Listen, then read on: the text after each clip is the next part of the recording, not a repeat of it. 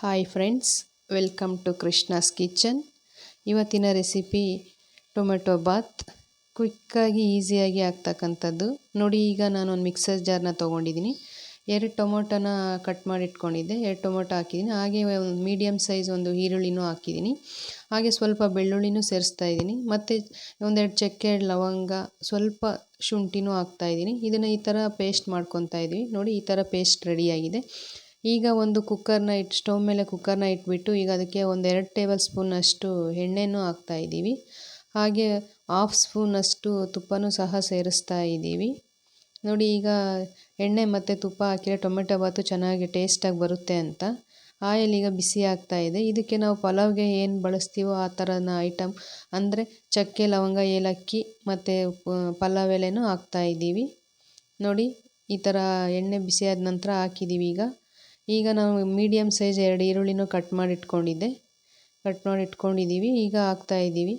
ನೋಡಿ, ಹಾಗೆಯೇ ನಾನು 3ರಿಂದ 4 ಹಸಿಮೆಣಸಿನ್ಕಾಯಿನೂ ಸಹ ಸೇರಿಸ್ತಾ ಇದ್ದೀವಿ.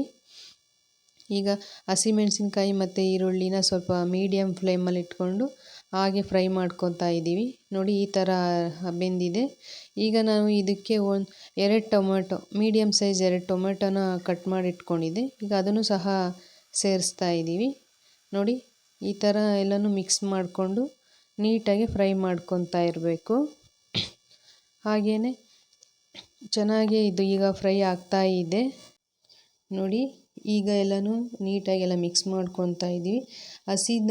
ಹಸಿ ಟೊಮೆಟೊ ಹಾಕಿರೋದ್ರಿಂದ ಹಸಿ ವಾಸನೆ ಹೋಗೋ ತನಕ ಎಲ್ಲನೂ ಮಿಕ್ಸ್ ಮಾಡ್ಕೊತಾ ಇರಬೇಕು. ನಾವು ಹಸಿ ಟೊಮೆಟೊ, ಬೆಳ್ಳುಳ್ಳಿ ರುಬ್ಬಿರೋದ್ರಿಂದ ಹಸಿ ಸ್ಮೆಲ್ ಹೋಗೋ ತನಕ ಈ ರೀತಿಯಾಗಿ ನೀಟಾಗಿ ಎಲ್ಲನೂ ಫ್ರೈ ಮಾಡ್ಕೊತಾ ಇದ್ದೀವಿ. ನೋಡಿ, ಈಗ ನಾನು ಕೊತ್ತಂಬರಿ ಸೊಪ್ಪು ಹಾಗೆ ಪುದೀನಾನ ಚಿಕ್ಕದಾಗಿ ಕಟ್ ಮಾಡಿ ಇಟ್ಕೊಂಡಿದ್ದೆ. ಅದನ್ನು ಸಹ ಈಗ ಸೇರಿಸಿದ್ದೀನಿ. ಹೀಗೆ ಎಲ್ಲನೂ ಹಾಕ್ಬಿಟ್ಟು ಈಗ ಈ ಥರ ಎಲ್ಲ ಮಿಕ್ಸ್ ಮಾಡ್ಕೊತಾ ಇರಬೇಕು. ತಳ ಹಿಡಿದೇ ಇರೋ ಹಾಗೆ ನೀಟಾಗಿ ಎಲ್ಲನೂ ಚೆನ್ನಾಗಿ ಮಿಕ್ಸ್ ಮಾಡಿ ಈಗ ರುಚಿಗೆ ತಕ್ಕಷ್ಟು ಉಪ್ಪು, ನಾನೀಗ 1ರಿಂದ 1.5 ಸ್ಪೂನಷ್ಟು ಉಪ್ಪನ್ನು ಸಹ ಸೇರಿಸ್ತಾ ಇದ್ದೀನಿ. ನೋಡಿ, ಈ ರೀತಿಯಾಗಿ ಎಲ್ಲ ಚೆನ್ನಾಗಿ ಮಿಕ್ಸ್ ಮಾಡ್ತಾ ಇದ್ದೀವಿ. ಈಗ ನಾನು 1 ಗ್ಲಾಸ್ ಅಕ್ಕಿನ ತೊಗೊಂಡಿದ್ದೆ. ಅರ್ಧ ಗಂಟೆ ಮುಂಚೆನೇ 1 ಗ್ಲಾಸ್ ಅಕ್ಕಿನ ನಾನು ತೊಳೆದು ನೆನೆಸಿಟ್ಕೊಂಡಿದ್ದೆ. ಈಗ 1 ಗ್ಲಾಸ್ ಅಕ್ಕಿಗೆ 2 ಗ್ಲಾಸಷ್ಟು ನೀರನ್ನು ಹಾಕ್ತಾಯಿದ್ದೀನಿ.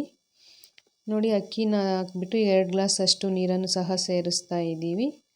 2 ಗ್ಲಾಸ್ ನೀರನ್ನು ಹಾಕೋದ್ರಿಂದ ರೈಸ್ ಮೆತ್ತಗೆ ಸಾಫ್ಟಾಗಿ ಚೆನ್ನಾಗಿ ಬರುತ್ತೆ ಅಂತ.